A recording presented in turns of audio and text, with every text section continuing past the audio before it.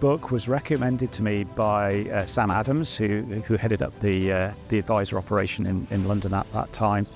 And he'd known Mark from the US. And so I sent off for this book. Very nice, large package arrived some weeks later. And I think that book, probably more than anything I've ever read before or since, was a book that changed my life. I did read the book in one sitting, in one night. And I think the reason that I did that was because it articulated pretty much every frustration I'd ever had as an advisor trying to find the best solutions for my clients. I tried everything, and everything ultimately sort of let me down, let my clients down. I think that was the first time I really became aware that there was a different way to think about investing, and one that was informed by academic work.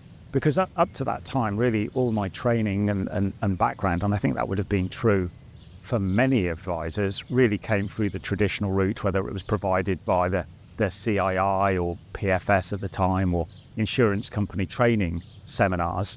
And none of it really ever covered this huge field of academic work that had gone on into capital markets. The story remains the same. The work that it was built on, a lot of that academic work that came out of, the 1960s, University of Chicago, was sort of implemented, by the founders of Dimensional, as early, in the 1980s. So a lot of that endures. And what's happened over the years is, of course, that body of knowledge has been added to and augmented. So Mark is able to integrate those changes into the narrative, but the narrative essentially remains the same. There are some books that I will return to many times. Now, one of them is I'll reread Catch-22 every decade. Obviously, that's not a book about finance, but it is a book about the human condition, really. I read Mark's book, every time a new edition comes out, I always refer back to it. I think that the work that he did in making these ideas really accessible to ordinary people, and I think that was the origin of his mission, really.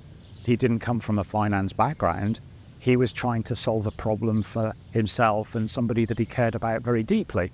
And so he went on a journey of inquiry and bringing his sort of scientific brain to that. I think he was able to sort of understand what Dimensional was doing in terms of implementing these ideas. Made so much sense. There are no get-rich-quick schemes. You have to follow a very disciplined path as an investor. And so if you're going to follow a disciplined path, you've got to base that on something. And we talk a lot in our firm about, the most important thing about an investment philosophy is that you have one. And I think that when you base that philosophy on really sound principles, you have a chance to be successful.